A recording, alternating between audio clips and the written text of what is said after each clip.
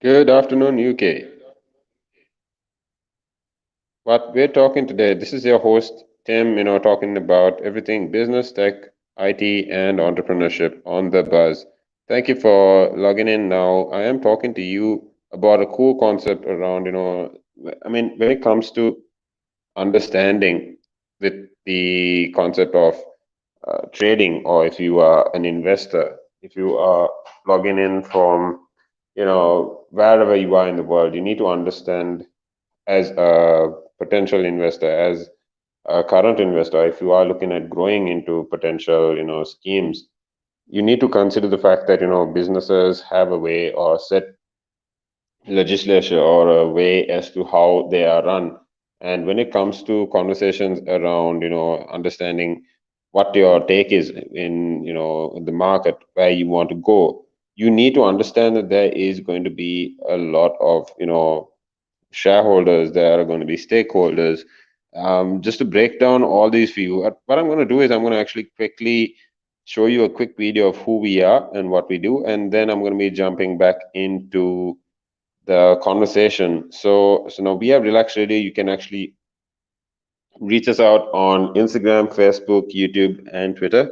So talking about how, when it comes to the concept of the radio story, you need to understand now how with us we are not only on audio but we are also on video. So that means YouTube, Twitter, Facebook. So we make that effort to go the extra mile and make sure that you can listen to us, or we can stay with you regardless of which stream you prefer, right? So I'll be right back with a cool video on who we are. Just stay tuned and I'll get right back to you.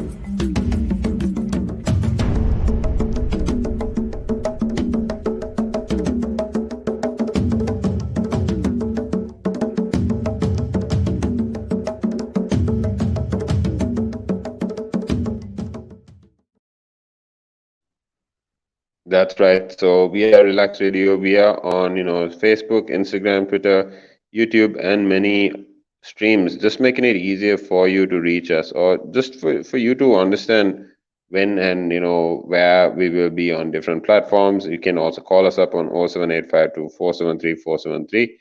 This is, like I said, this is your channel. This is, a conversation we want to have always. And talking about how when it comes to selling a stock, or working on the stock market, working as an investor, what do you need to consider, what do you actually need to go into. So when we work with a lot of companies, or when we work with a lot of shareholders, we need to understand that there are now there is a seven rule policy that I'll be running you through. But just before we get into that, now I'm talking to you about understanding how a company works, how stakeholders differentiates from shareholders, and from that what it actually means to separate these two terms. And then when we talk about a stakeholder, we mean if it's an investor, if it is the founder, whoever owns a particular stake in a company, that is if it goes down to 1%, or even if you own the whole company, if you own 100%, there's a lot of cases where there are conversations around a 49 and 51% acquisition, because instances like this is to demand or state a percentage of ownership. Going down from 51%, or going lower than 49%, only means you're granting more shares to the other partner. But I mean, it's done differently. There's no such set way, because when it comes to this conversation, you need to understand that there are different companies that basically do a lot for progress, or when that basically do a lot for the progress down the line. So and different people have different strengths. If it comes to financial, if it comes to skill, if it comes to workload, different people have their different inputs on the conversation. So from there you can basically understand that you need to work with this topic for growth.